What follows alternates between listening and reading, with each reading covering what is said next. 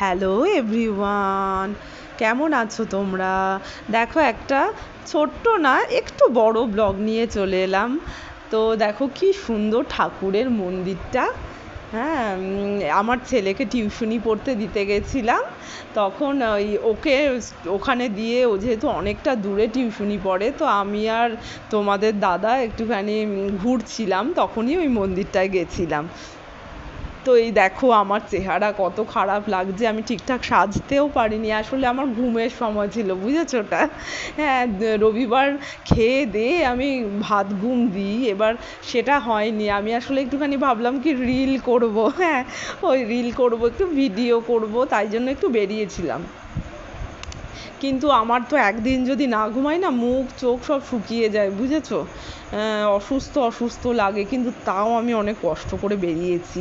তো অনেক দিন বেরোনো হয় না, আর এই আর কি, আর ভিডিও তো করতে হবে বলো, যেহেতু আমি এই কাজটা এখন করছি, আমাকে তো করতে হবে এই সব জিনিস। যাই হোক, আমার ছেলেও একটু কষ্টই হয় বুঝলে, বিকেলে বেরোতে, আমরা তো একটু দেরি করে খাই।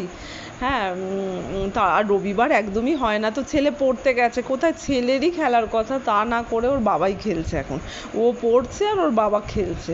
হ্যাঁ, ওই ওদের স্যারের বাড়ির সামনে কয়েকটা বাচ্চা খেলছিল, তখন ওর বাবা বলল যে আমাকে একটু খেলতে নিবি।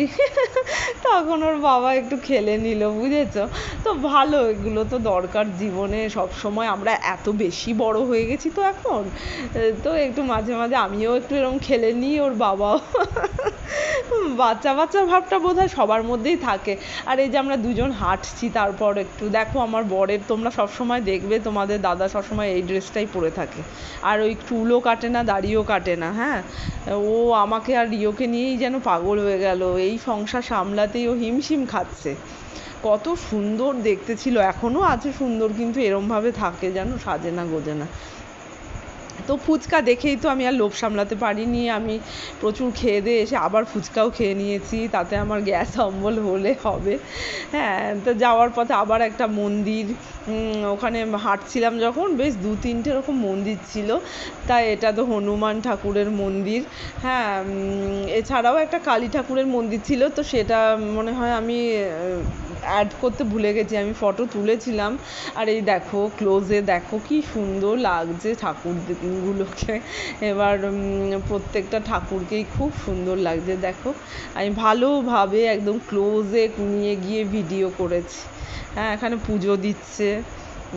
তো এখানে অনেকক্ষণ আমি বসেছিলাম, আমি আর তোমাদের দাদা বসে একটু দেখছিলাম ঠাকুর। হ্যাঁ, শান্তি লাগে দেখবে মন্দিরে গেলে।